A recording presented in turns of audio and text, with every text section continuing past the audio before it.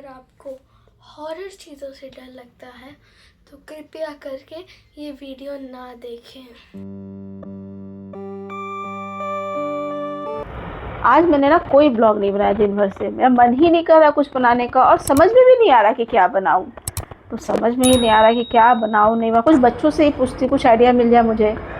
अरे मम्मा, ये तो कैंडल लेके क्यों आ रहा है? आज हम लोग है ना हॉरर स्टोरी सुनाते हैं। Horror story? हाँ, ये भी अच्छा है, चल आजा। हॉरर स्टोरी में मज़ा भी आएगा और डर भी लगेगा। तो चलो गाइस स्टार्ट करते हैं। सबसे पहले माहौल बनाते हैं। Lights off. और अभी मैं ऐसे मोमबत्तियाँ जलाऊंगा। ये कैंडल मैंने एक माचिस से जला देती हूँ। एक मैंने जलाई। अब लो मैं कैंडल। माहौल तो बन गया। और स्टोरी तैयार है क्या सबकी? हाँ, मैं अपने कॉलेज की सुनाऊंगी। तो पहले कौन सुनाएगा? मामा, हाँ तो तुम आ जाओ ऋषि। मैं आता हूँ। हाँ, जल्दी से आ जाओ मेरे पास। थोड़ी लाइट की आ रही है। नहीं, लाइट तो ठीक है। तो चलो। माहौल बन गया ना ऋषि, कितना अच्छा लग रहा है। हाँ, चला जा। मैं भी आ गया गाइस। चलो अच्छा, अब हम लोग सुनाते हैं। तो सबसे पहले आज मैं सुनाती हूँ, ठीक है? चलो। मेरी एक फ्रेंड थी, तो उसका इंगेजमेंट था। तो वो उस टाइम मुंबई में थी और मैं भी मुंबई में थी, और वो थी जयपुर की, और उसकी इंगेजमेंट भी थी जयपुर में। अब मेरी कुछ पहले से ही फ्रेंड थी जो ऑलरेडी जयपुर में ही रहती थी। तो वो मेरे पास आई, बोली ज्योति मेरा इंगेजमेंट है, तुम्हें आना है जयपुर।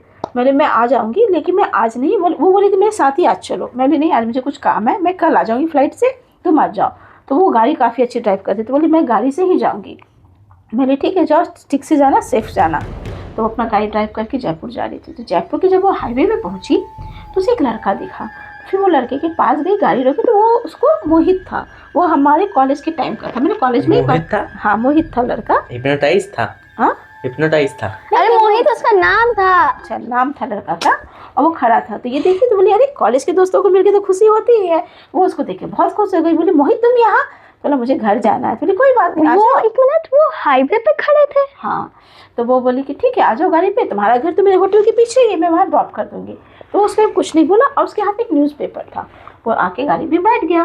फिर दोनों आपस में बातें करते हुए जाने लगे। होटल के पास पहुंची, बोली ठीक है मोहित, मेरा भी होटल है, तुम्हारा घर तो इसके पीछे, तुम भी उतर जाओ। तो बोला नहीं, यहाँ पे मेरा घर नहीं, मेरा घर थोड़ा और आगे है। तो इससे लगा कि हो सकता है काफ़ी दिन हो गए हैं, तो इसका घर इसने चेंज कर लिया होगा या नया ले लिया होगा। तो वो आगे गई। तो आगे जब गई तो एकदम शांत इलाका था, कुछ नहीं था। मोहित बोला मुझे यहीं उतार दो, मेरा घर यहीं पे है। तो उसने बोला ठीक है। तो उसे उतार के फिर आ गई होटल में। होटल में ऑलरेडी बहुत सारी फ्रेंड्स की आ चुकी थी, जो शॉपिंग भी काफ़ी कर ली। तो सब बता रही थी मैंने ये सुनो, हाँ। वो मोहित जो थे वो सुनसान जगह पे क्यों उतरे? अरे पहले आगे स्टोरी तो सुनो पहले पूरी। तो उसकी फ्रेंड लोग जो थी वो सब दिखा रही थी एंगेजमेंट में, मैंने ये लहंगा लिया, ये ज्वेलरी, ये सारी चीज़ें दिखा रही थी, एक्साइटेड थी। तो फिर इसने बोला अरे पता है तुम लोगों को, जब रात में ये लोग खाना खाने बैठे सब साथ में, तुम्हें पता है आज मैं जब आ रही थी तो मुझे मोहित मिला। सारी दोस्त शौक हो गई, बोले मोहित? हाँ। तो बोला कि मैंने उसे भी इन्वाइट किया है मेरे इंगेजमेंट में आने के लिए। बोले क्या बोल रही हो? बोले क्यों, ऐसा क्यों बोल रही हो? बोले हाँ वो मिला था, एक न्यूज़पेपर भी लेके आया था, गाड़ी में बैठा, फिर मैंने उसे वहाँ छोड़ा, शायद उसका घर अब चेंज हो गया। सारी दोस्त शौक, क्या बोल रही है? तो बोला ऐसे क्यों बोल रही हो? तो बोली कि तुम्हें पता है वो 6 साल पहले ही डेथ कर गया है उसी हाईवे पे, जिस हाईवे पे वो तुझे मिला था। अब इसका डर से हालत खराब हो गया। बोला मर गया? मर चुका था।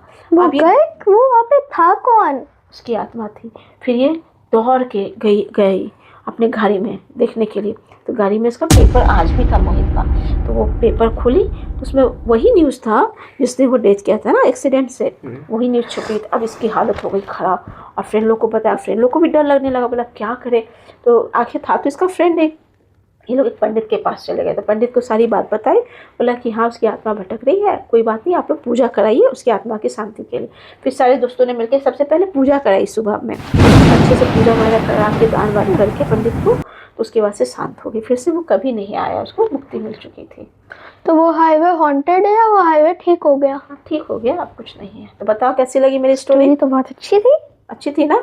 चलो अब नेक्स्ट स्टोरी कौन? हाँ मम्मा, मेरे को कैंडल में देखो भूत दिख रहा है। चलो जल्दी से स्टोरी सुनाओ तुम अपनी। चलो अब मैं स्टोरी सुनाता हूँ। तुम बीच में आ जाओ। चलो तुम साइड हो। सो अब मैं अपनी स्टोरी सुनाऊंगा। सो आप लोग तैयार हो जाओ डरने के लिए। हो डर लग रहा है। सो मेरी स्टोरी एक लड़के पर है जिसका नाम है रोहन। रोहन बहुत ही मतलब क्रिएटिव आदमी था। वो है ना हर टाइम हर महीने ना कहीं नई जगह घूमता रहता था। कभी वो अपने इंडिया से बाहर चला गया, कभी वो इंडिया में कहीं चला गया। सो उसका अगला ट्रिप है ना बनारस पे था। वो बनारस गया, बनारस में बहुत घुमा फिरा, मज़े किया। फिर लास्ट में उसने सोचा ना कि मैं कुछ ना समथिंग अलग करता हूँ, कुछ अलग करता हूँ डरावना। तो वो चला गया मणिकर्णिका घाट। मणिकर्णिका घाट बनारस का सबसे हॉन्टेड घाट है। वहाँ पे है ना 24 आवर्स बॉडी जलती रहती है। वहाँ पे तांत्रिक लोग पूजा करते रहते हैं। और उस घाट पे है ना, जब आपको कोई रिलेटिव डेथ कर जाता है आप तभी जा सकते हो, वरना अगर आप ऐसे एक्सप्लोर करने गए हो तब कुछ भी हो सकता है। रोहन भी एक्सप्लोर करने ही गया था। वो गया, उसने बॉडीज़ को जलती हुई देखा तो उसको बड़ा डिस्टर्ब लगा कि क्या हो रहा है। फिर अचानक से है ना, वो मतलब घाट को एक्सप्लोर करते गया। अब उस घाट पे तो किसी का घर होएगा नहीं, क्योंकि वो घाट है, वो भी बॉडी जलने वाला। तो वो घाट पे चलता गया। तभी है ना, उसको सामने में एक कुटिया टाइप का घर दिखा। वहाँ पे उस कुटिया के अंदर, कुटिया के साइड में ना, मतलब शेर का स्टैचू था। और शेर का स्टैचू? हाँ, और शेर के स्टैचू के पास लाइट्स थे। और है ना, घर के आधे हिस्से में लाइट थी और आधे में नहीं थी। तो उसको सुना तो आगे उसको बड़ा स्ट्रेंज लगा। अब वो था क्रिएटिव आदमी, वो अंदर गया एक्सप्लोर करने के लिए। वो अंदर गया ना, तो है ना, अचानक से वो जोर से चिल्लाया और बेहोश हो गया। अच्छा, बेहोश कैसे हो गया? मतलब क्या देखा ऐसा बेहोश हो गया? अच्छा, फिर उसकी जब आंखें खोली ना, तो उसने देखा कि उसके हाथ पे है ना, वो मतलब जूट थ्रेड होता है ना, वो बांधा हुआ था। और उसने देखा कि जूट थ्रेड जा कहाँ रहा है, तो वो जूट थ्रेड है ना, एक लाश के साथ बंधा हुआ था। क्योंकि मणिकर्णिका घाट पे लाश और सोल दोनों साथ नहीं होती है। तो उसने, मुझे तो बड़ा डर लग रहा है, तू कहाँ से कहानी सुना रहा है मुझे। हाँ, तो उसने अपना हाथ पे जब वो रस्सी बंधी हुई देखी, और जो लाश थी ना उसका सर नहीं था। तो वो बहुत जोर से चिल्लाया। तो है ना, किसी ने तो उसका आवाज़ सुना नहीं, क्योंकि सबको डर लग रहा था कि यहाँ पे क्यों आवाज़ आ रही है। तो अब तांत्रिक लोग जो होते हैं उनका तो डर इतना लगता नहीं है।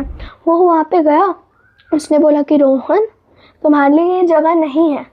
वो तांत्रिक ने उसका मतलब वो थ्रेड खोल दिया और उसे वहाँ से बोला कि तुम यहाँ से चला जाओ, यहाँ पे ना कुछ भी हो सकता है।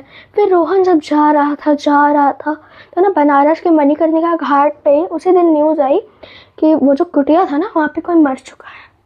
बाप रे बाप, तो ऑलरेडी कोई मरा हुआ था, इसलिए तो जूट सेट बन रहा था। नहीं, वो बॉडी नहीं था, वो मतलब है ना, वो कुटिया था वहाँ जो पहले नहीं था। तो रोहन मतलब कुटिया तो था, इसने कहा। हाँ, कुटिया था, पर है ना वहाँ पे जो बॉडी थी वो मतलब अलग थी। और जो बॉडी जिस न्यूज़ में आई ना, वो रोहन से मिलती जुलती थी। अच्छा, बाप रे, ये भी तो बड़ा डरना था। और रोहन ने किसको देख के वो बेहोश हो गया? रोहन अब गया ना, तो रोहन के सामने अचानक से है ना बहुत सारी ऐसे चीज़ें ऐसे फटफड़ा के आगे आ गई। तो है ना चिल्ला के बेहोश हो गया, क्योंकि उसको डर भी लग रहा था। तो ये थी मेरी स्टोरी। काफी डरावनी थी गाइस, बाप रे बाप, मुझे तो अब सच में थोड़ा डर लगने लगा। चलो अब किसकी बारी है? अब तुम्हारी बारी है। Last and only. चलो ठीक है, अब बारी है मेरी। ये तो खुद भूत है, ये भूत की स्टोरी क्या सुनाएगा? तो मैंने अपना स्कूल पे स्टोरी सुना दो, वही तुम्हारी भूत की स्टोरी हो जाएगी। सुन तो लो। मेरी कहानी है देवरानी नाम की एक लड़की की। देवरानी? नाम पे ध्यान मत दो, स्टोरी बहुत अच्छी, ठीक है। देवरानी तो रिलेशनशिप में होता है। अच्छा ठीक है, मैं सुन तो लो स्टोरी। सुनो, देवरानी जो लड़की थी वो कोलकाता में रहने वाली एक लड़की थी, ठीक है। अब हुआ क्या, ये कहानी है लॉकडाउन के टाइम पे। लॉकडाउन पे देवरानी जो है वो अपने रूम में, जो जिस रूम में वो रहती थी ना, वहाँ पे उसकी काफ़ी सारी सहेलियाँ मिल के रहती थी और वो उस रूम का रेंट कलेक्टिवली ही देते थे, ठीक है। हुआ क्या, लॉकडाउन के समय में सब लोग जैसे अपने अपने घर चले गए थे, देवरानी अपने घर नहीं जा पाई। अच्छा। इसीलिए नहीं जा पाई कि उसकी फैमिली में कोई था ही नहीं। बचपन में उसकी माँ गुजर गई थी, उसके पापा ने दूसरी शादी कर ली थी और उसे छोड़ दिया था। उसके घर में सिर्फ एक ही औरत थी जो उसका ध्यान रखती थी, वो थी उसकी दादी। लेकिन उसकी दादी भी लॉकडाउन के टाइम पे कोविड की वजह से उसकी डेथ हो गई थी, वो अकेली रहती थी। अब बाकी उसकी सारी सहेलियाँ तो घर पे चली गई, वो अकेले रूम में रह गई। अब रूम का रेंट उसे भारी पड़ रहा था, क्योंकि रूम का रेंट था 20,000 रुपये, क्योंकि वो अकेले बर्दाश्त नहीं कर पा रही थी। तो उसने एक सस्ता सा रूम ढूंढना कोलकाता में शुरू कर दिया। रूम ढूंढना शुरू किया तो वो चाहती थी कि उसे एक सस्ता सुंदर टिकाऊ रूम मिल जाए। कोलकाता में रूम ढूंढते ढूंढते उसे क्या हुआ, उसे एक गली में वो घुस गई। गली में वो ढूंढ रही थी कोई रूम उसे मिल जाए किराए पे, तभी एक बूढ़ी औरत ने उसके कान में कहा, देवरानी। वो डर गई। उसने देखा तो एक बूढ़ी औरत खड़ी थी। उसने उससे कहा, तुम्हें हंसी क्यों आ रही है? चलो बोलो। आगे ना इतना डर लगेगा, पूछो मत। उस बूढ़ी औरत ने उसे कहा कि तुम रूम ढूंढ रही हो ना? उसने कहा हाँ। तो बूढ़ी औरत से ले गई कि तुम चलो मेरे साथ, मैं तुम्हें रूम दिखाती हूँ।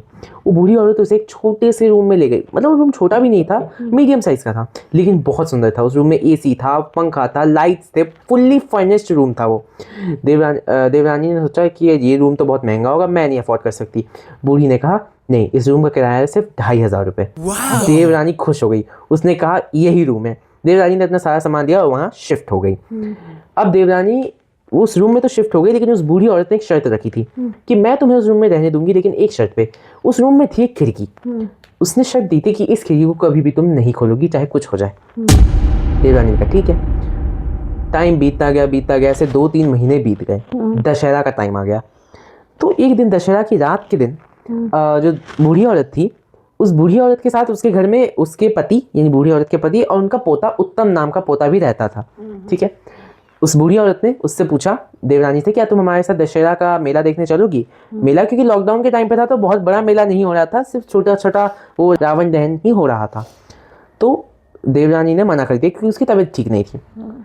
वो तीनों तो चले गए। देवरानी घर में थी अकेली। ऐसा 3 महीने में पहली बार हुआ था कि वो उस पूरे बिल्डिंग में अकेली थी। अब देवरानी उस रूम में अकेली थी। 8 बज गए रात के। सुनो, उस अपार्टमेंट में वो बूढ़े अंकल और उसका पोता और वो लड़की रहती थी बस? वो पूरा बहुत बड़ा अपार्टमेंट नहीं था, वो उस बूढ़ी का ही घर था। उसी में उसने कमरा दिया था। हमें नींद आ रही है? पता नहीं क्यों आज नींद आ रही है। मेरे को हंसी आ रही है, मम्मी को नींद आ रही है। चलो तुम सुनो। अब देखना स्टोरी में ट्विस्ट आने वाला है। रात के 8 बज गए। बूढ़ी का फोन आया देवरानी के पास कि सुनो देवरानी, मैं नहीं आ पाऊंगी, मतलब हमें आते आते बहुत लेट हो जाएगा, तुम खाना बना के सो जाना। उसने खाना बनाया, वो खाई और वो सो गई। जैसे ही वो सोने गई तभी लाइट चली गई रूम की। लाइट जाते ही रूम में गर्मी होने लग गई। देवरानी का पंखा, एसी कुछ काम नहीं कर रहा था। उस रूम में सिर्फ एक खिड़की थी जो उसको मना किया गया था खोलने के लिए। देवरानी ने सोचा चल इसको खोल देती हूँ, क्या दिक्कत होगी। उसने वो खिड़की खोल दी। खिड़की खोलते ही ठंडी सी हवा उसके मुंह पर आई। उसको बहुत मजा आया। उसने सोचा इतनी ठंडी हवा आ रही है, पूरा रूम अच्छा सा हो गया, वातावरण इतना सुंदर हो गया, मैं क्यों ना इस रूम को खोलूं। तो उसने रूम खोल के ही वो सोने चली गई। ऐसी वो खिड़की खोल के ना, अच्छा खिड़की खोल के सो रही थी। ऐसी टाइम बीतते रात के 12 बज गए। घड़ी में जैसी 12 क्लिक हुआ, देवरानी की आंख खुल गई। उसकी आंखों के ऊपर छत पे वही बूढ़ी औरत पंखे से लटकी हुई थी। ऐसे लाल आंखें थी उसकी, बाल उड़ रहे हैं। उसने जब अपना सर घुमा के देखा इस तरफ, तो इस तरफ वही दादाजी खड़े थे, यानी उस बूढ़ी के पति, वो भी लाल आंखों वाले। देवरानी डर गई। वो एकदम भागी वॉशरूम की तरफ और वॉशरूम को अंदर से लॉक कर दिया। 1 मिनट के लिए तो देवरानी को समझ में ही नहीं आया ये हुआ क्या। देवरानी ने सोचा शायद ही उसका वहम है, तो उसने वॉशरूम में बेसिन में अपना फेस वॉश करना शुरू किया, मुंह पे पानी डाला। जैसे मिरर होता है ना, मिरर में ही उसने जैसे ही अपना मुंडी ऐसे उठाया, दोनों एक तरफ वो बूढ़ी और बूढ़े खड़े थे। देवरानी फिर डर गई। उसके हाथ पैर एकदम ऐसे कांप रहे हैं। उसको कुछ समझ में नहीं आ रहा है हो क्या रहा है। वो वॉशरूम खोल के भागी, ना वो बेड पे जा पा रही है, ना वॉशरूम से बाहर ढंग से निकल पा रही है। उसे कुछ समझ नहीं आ रहा है। उसके आंखों के सामने सिर्फ वो खिड़की दिख रही है उसे, जो इसमें से अभी भी ठंडी ठंडी हवा आ रही है। देवरानी अभी भी डरी हुई है। थोड़ी सी हिम्मत करके आंखें बंद करके वो बेड की तरफ गई, वहाँ बैठ गई और कंबल ऐसे ओढ़ लिया। देवरानी को कुछ समझ में नहीं आ रहा है। उसने कंबल पूरा ओढ़ा हुआ है, फिर भी खिड़की की ठंडी हवा उसे लग रही है। उसको बहुत डर लग रहा है। उसके पैर अभी भी ऐसे थर कांप रहे हैं। उसके सामने सिर्फ उसका फ़ोन है और उस फ़ोन के वॉलपेपर पे सिर्फ एक फ़ोटो दिख रही है उसे, उसकी मम्मी की। उसकी मम्मी की फ़ोटो देखते ही उसने आंखें बंद करके सिर्फ ऐसे एक प्रार्थना टाइप शुरू कर दी कि प्लीज़ मम्मी आ जाओ, मुझे बचा लो। तभी अचानक से खिड़की से ठंडी हवा आनी बंद हो गई। उसको कुछ समझ में नहीं आया। उसने कंबल उठा के देखा खिड़की के सामने एक कोई औरत बैठी हुई है जिसके बाल ऐसे खुले हुए हैं। देवरानी उसको देख के एकदम डर गई। उस लड़की ने देवरानी की तरफ ऐसे देखा। वो लड़की उसकी मम्मी ही थी। उसकी मम्मी थी जिसने देवरानी को कहा तुम डरो मत, तुम शांत हो जाओ, मैं तुम्हें बचा लूंगी। देवरानी को कुछ समझ में नहीं आ रहा था। वो वैसे भी डरी हुई थी, मम्मी को देख के और डर गई थी। उसको लग रहा था कि मैं दिमाग की सुनूं, मम्मी की सुनूं या बूढ़ी औरत की सुनूं। बूढ़ी औरत वॉशरूम में अभी भी थी। एक वॉशरूम का गेट ठकठका रहा है और दूसरी तरफ उसका मेन गेट, उसके रूम का गेट भी कोई ठकठका रहा है। बहुत डरना ये तो। उसकी मम्मी वहाँ खिड़की पर खड़ी है और वो उसे आवाज़ दे रही है। मतलब 3 तरफ से उसको कोई ना कोई पुकार ही रहा है। देवरानी को कुछ समझ में नहीं आ रहा है। वो सोच रही है कि यहाँ डरावना सीन, वॉशरूम में डरावना सीन, वो गेट की तरफ जा रही है। गेट खोलने ही वाली थी तभी उसने नीचे देखा कि परछाई किसी की दिखी नहीं रही है उस तरफ। पता नहीं कौन गेट ठकठका रहा है। उसको वहाँ पे वो पीछे हट गई। लेकिन गेट की दूसरी तरफ से आवाज़ आई उस बूढ़ी औरत की। वो कह रही है तुम गेट खोलो, मैं आ गई हूँ, ठीक है। लेकिन तभी जैसे वो गेट खोलने जा रही थी, उसकी मम्मी ने पीछे से रोका और बोला गेट मत खोलना, नहीं तो वो तुम्हें मार देगी। उसने कहा मुझे क्यों मारेगी, वो तो इतने दिनों से मेरे साथ रह रही है, इतनी अच्छी औरत है। बूढ़ी औरत उसे अच्छी इसलिए लगती थी क्योंकि उस बूढ़ी औरत में उसे अपनी दादी की परछाई दिखती थी, इसलिए। लेकिन उसकी मम्मी ने उसे कहा कि ये बूढ़ी औरत कोई बूढ़ी औरत नहीं है और ये घर कोई घर नहीं है, ये सब एक छलावा है। वो बूढ़ी औरत 50 साल पहले ही मर चुकी है, जो तुम्हें और तुम्हें ही नहीं, तुम्हारे जैसे बहुत से लोगों को ऐसे ही बेवकूफ़ बनाती है, और वो बेवकूफ़ बनाती है और किसी दिन तुम्हें मार देती है, ठीक है। बूढ़ी औरत ने कहा, फिर उसने सोचा कि मुझे खिड़की खोलने से मना क्यों किया गया था। तो उसने कहा खिड़की खोलने से इसलिए मना किया था क्योंकि इस खिड़की में ऐसा जादू है कि जब भी कोई खिड़की खोलेगा तो मैं आ जाऊंगी या मेरे जैसा कोई बचाने वाला उस आदमी को आ जाएगा और वो अपना काम नहीं कर पाएगी। अच्छा। तो इसलिए उसने खिड़की खोलने से मना किया था, लेकिन तुमने खोल दिया इसलिए मैं तुम्हें बचाने के लिए आ गई। देवरानी को कुछ समझ में नहीं आ रहा था, उसे डर लग रहा था, उसको वहाँ से निकलना था किसी भी तरह से, पर वो कहाँ से निकले। खिड़की पे उसकी मम्मी बैठी है, गेट पे वो बूढ़ी खड़ी है। देवरानी की मम्मी ने उससे कहा तुम कुछ भी करो, यहाँ से निकल जाओ। देवरानी को कुछ समझ में नहीं आ रहा था, उसने उसी खिड़की से नीचे छलांग लगा दी। छलांग लगाते ही वो नीचे गिरी ज़मीन पे और मरी नहीं, वो बेहोश हो गई। बेहोश होती जैसे उसे होश आया वो हॉस्पिटल में थी। हॉस्पिटल में डॉक्टर्स ने उससे कहा कि आप कहाँ थी। तो उसने कहा मैं ऐसे ऐसे बिल्डिंग से, उसे ज़्यादा कुछ याद नहीं आ रहा था, उसे सिर्फ 2 चीज़ें याद आ रही थी, फ़ोन के वॉलपेपर पर उसकी मम्मी की फ़ोटो और खिड़की पे बैठी हुई एक औरत। वो औरत भी कौन थी उसे ये भी नहीं याद आ रहा था। डॉक्टर्स ने उससे कहा कि आप कहीं खिड़की विड़की से नहीं गिरी थी, आप तो हमें खुले बड़े मैदान में मिली थी गिरी हुई। अच्छा। तभी वो हैरान हो गई, वो डर गई। उसने कहा नहीं ऐसा कैसे हो सकता है, मैं तो उस घर में थी। वो उस घर में गई वापस, तो हॉस्पिटल से डिस्चार्ज होने के बाद उस घर में गई। उस घर में उसने देखा कोई नहीं था, वो घर टूटा फूटा खबार खाना बना हुआ था वो घर। वो फर्स्ट फ्लोर पे जहाँ वो बूढ़ी रहती थी वहाँ कुछ नहीं है। सेकंड फ्लोर पे जहाँ उसका सामान था उसको अपना सामान भी नहीं मिला। ऐसा जैसा उसने कभी, मतलब वो कभी उस घर में गई ही नहीं। उसका सामान कहाँ था, उसी पुराने घर में जहाँ से वो शिफ्ट हुई थी। अच्छा, वहाँ पहुँच गया था सामान। हाँ, उसे फिर भी कुछ समझ में नहीं आ रहा था। डॉक्टर्स से उसने कंसल्ट की तो डॉक्टर्स ने कहा ये हो सकता है आपको कोई साइकोलॉजिकल बीमारी हो, क्योंकि आप बहुत टाइम से अकेले रह रही थी, आपको कोई प्यार करने वाला मिल नहीं रहा था, शायद इसलिए आपको ऐसा हुआ। लेकिन देवरानी को आज तक वो बातें सताती हैं, उसको लगता है कि ये सब रियल था, ये सब कोई कोमा या सपना नहीं था। बाप रे, तो बहुत डरावना था, मुझे तो सच में डर लग गया। लेकिन मजा आया ना हॉरर स्टोरी सुन के। और मम्मी इमेजिन करो रात में हम लोग सो रहे हैं, सुनो तो यहाँ पे देवरानी, उसके साइड में वो बूढ़ी आंटी, देखो, कभी और भी वो बूढ़ा उत्तम, और मेरे वो रोहन, मरी हुई लाश, वो तांत्रिक। नहीं, देखो तुम्हारा सुनो वो मेरी बात, पुरोहित। ये सब दिमाग की वहम होती है। लेकिन कभी भी अगर ऐसा डर लगे तो हम सबको ना हनुमान चालीसा पढ़ना चाहिए। भगवान हनुमान जी, चालीसा नहीं, हमें किसी भी भगवान का नाम लेना चाहिए। हाँ, तो उससे थोड़ा सा मन को शांति मिलती है और ये डर नहीं होता है। तो गाइस, आप लोग हम लोगों का ये वीडियो देखिए और बताइए कि कैसा लगा ये हॉरर स्टोरी, कमेंट जरूर कीजिए। आप लोग भी ध्यान रखिएगा, क्या पता कि वो बूढ़ी लेडीज आपके कान में भी फुसफुसाए कि तुम भी कोलकाता रहने आ जाओ, और आप जब कोलकाता रहने के लिए जाओ तो कहीं से आप मणिकर्णिका पहुंच जाओ। हाँ, चलो ठीक है, अब हो गया। कमेंट करके बताना कि किसकी स्टोरी आपको सबसे ज्यादा अच्छी लगी और सबसे ज्यादा डर आया। ठीक है, तो मिलते हैं हम लोग एक नए वीडियो के साथ। तब तक के लिए बाय।